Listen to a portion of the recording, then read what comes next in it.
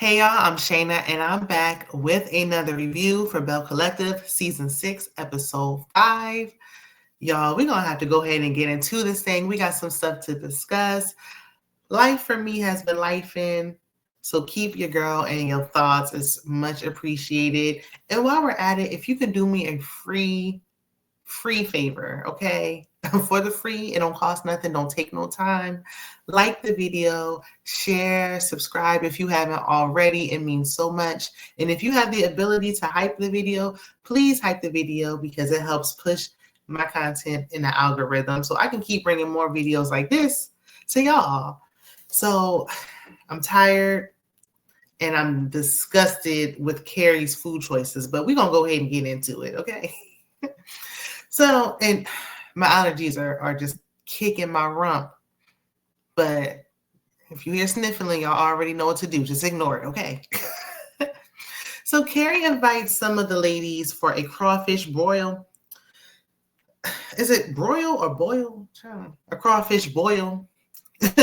Letitia arrives and she's never eaten crawfish.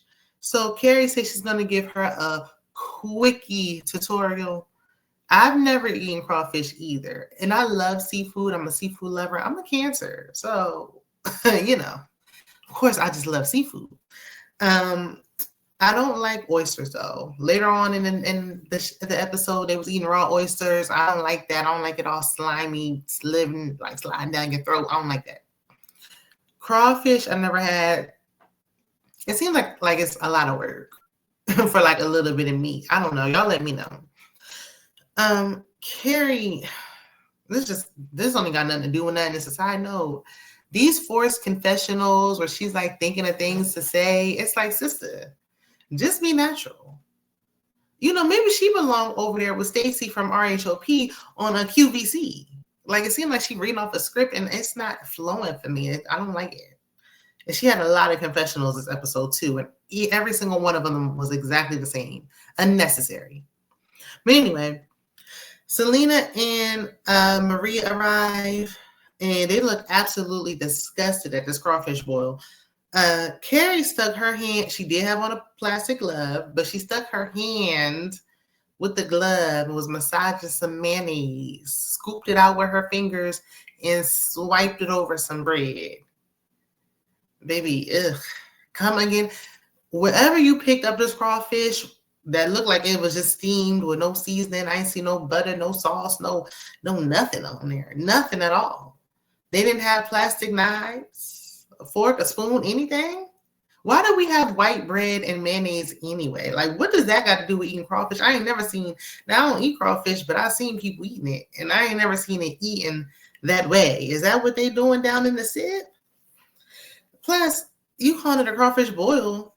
Not like me a seafood boil with some mussels and some shrimps and some, potatoes and, butter, seasoning, spices. I like egg in mine. I mean, I ain't seen none of that. Nothing. It was literally just a crawfish. And she didn't have nothing to drink. No water, no nothing. Just crawfish, nothing to wash it down with besides a piece of white bread. Yuck. But anyway, Marie said she ain't eating that. And she didn't. She did not eat it. She pushed it away and she didn't eat it. She just starved. And I don't blame her. So we get to the Latrice and Letitia beef. And of course, Selena talked to Latrice. But Selena was like, I don't want nothing coming between you and Glenn. Girl, the only thing coming between them is Glenn. Like, girl, what you talking about? Why are we never holding Glenn accountable? I am so sick and tired. Anyway, Selena feels like every relationship has problems. Well, cheating shouldn't be one of them. Okay? And I don't like the way that some people downplay. They like to downplay cheating. Like, oh, it's just a little cheating. Cheating takes such a toll on someone. Like, it is not some little thing to sweep under the rug. Especially when you are a repeat offender. Okay? Like Glenn. I don't know why this ain't part of the trials and tribulations. This ain't part of the ups and downs. Cheating shouldn't be a part of that. But if he gonna cheat, let him cheat in peace. Letitia, stop asking questions. Don't question nobody else. Don't be trying to figure out and get down to the bottom of it. If you ain't gonna leave, then just hush. I don't want to hear about it no more. Letitia said she's sleeping in Josh's room. Do y'all not have a couch? Like, if y'all only got a 2-bedroom, that's fine, but y'all don't have a couch to sleep on. Why is Glenn sleeping in the bed and you sleeping in the room with your teenage or preteen son? Why? Let that boy sleep in his room. You go make Glenn get out the bed. That don't make no sense.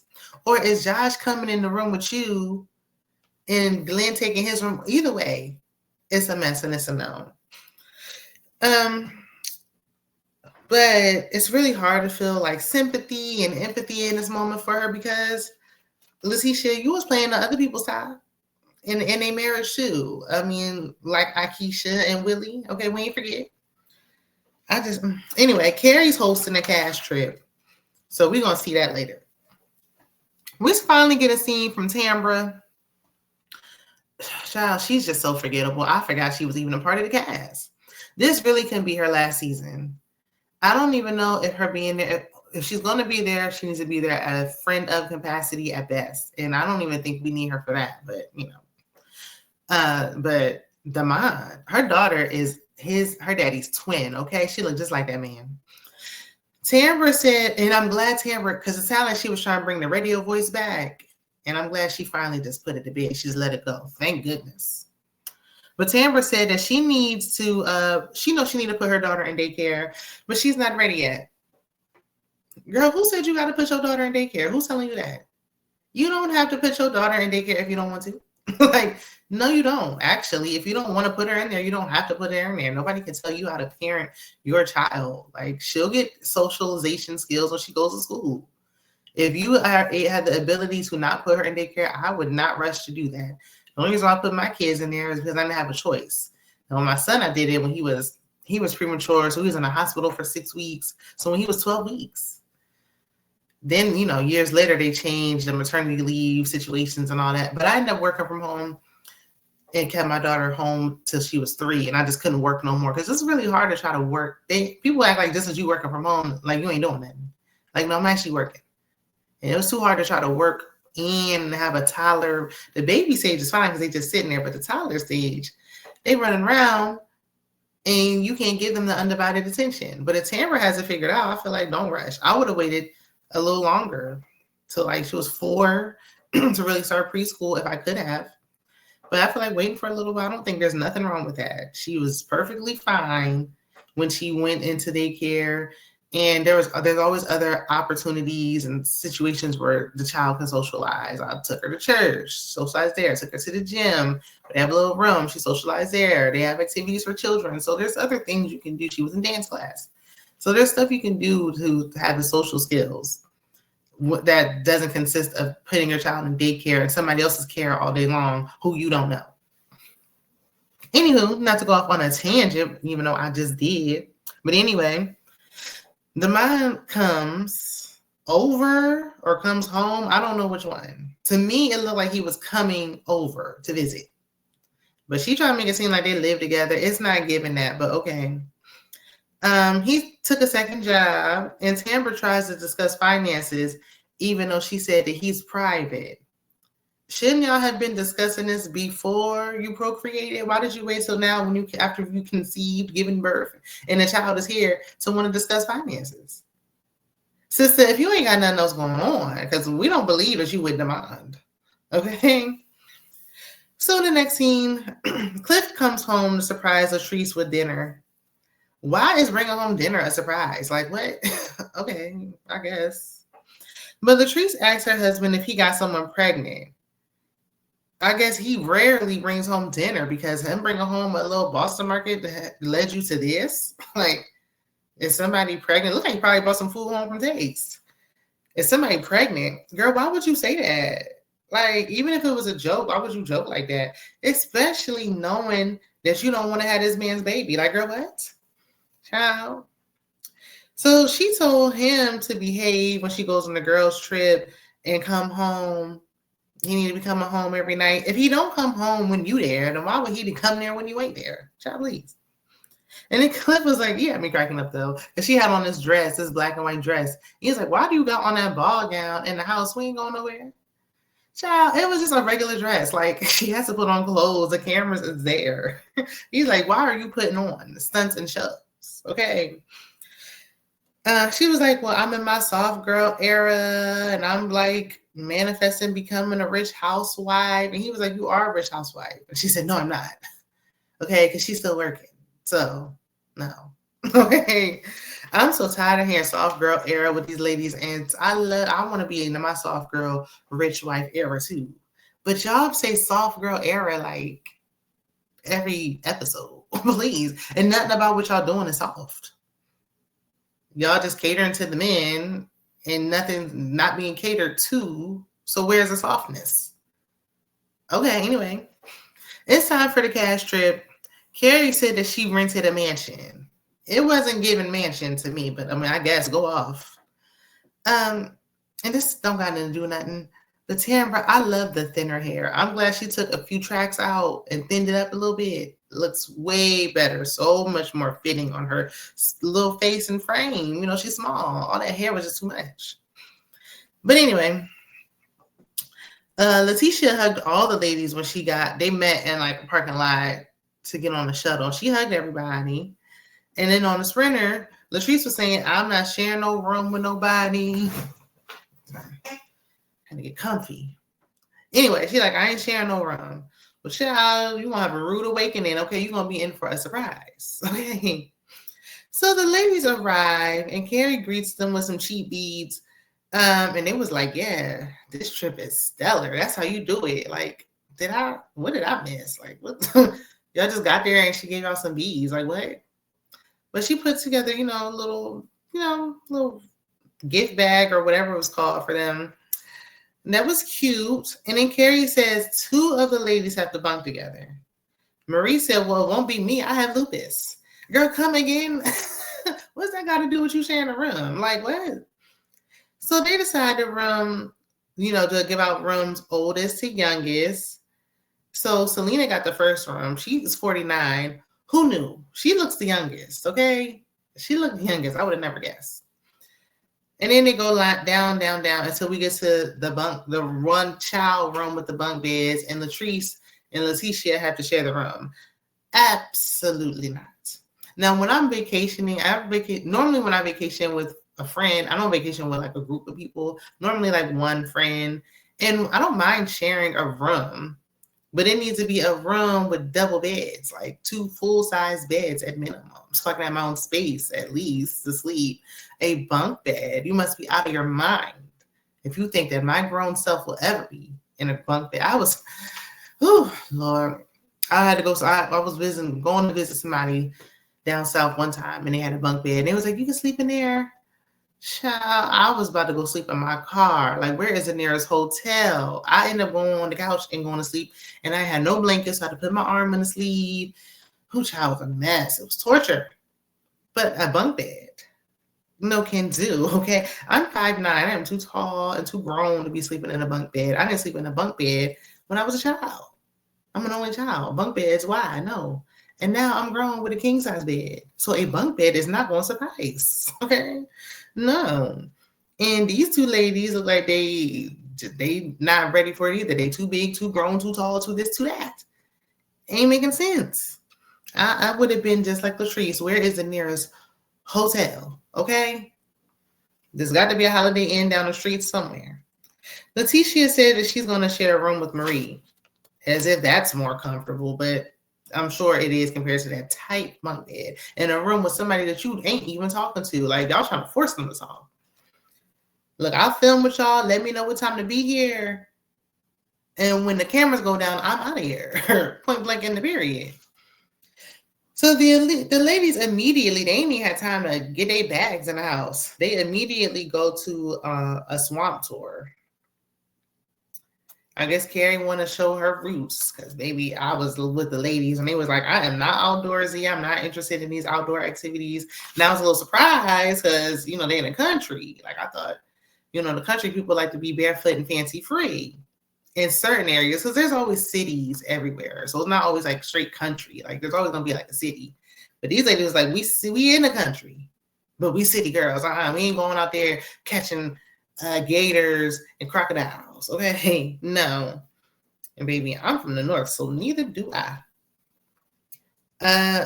After the swamp tour, which was just a filler scene, they immediately go to dinner. No shower inside. I ain't seen anybody even wash hands, nothing. Because even Tampa was like this. We can't shower first before we eat.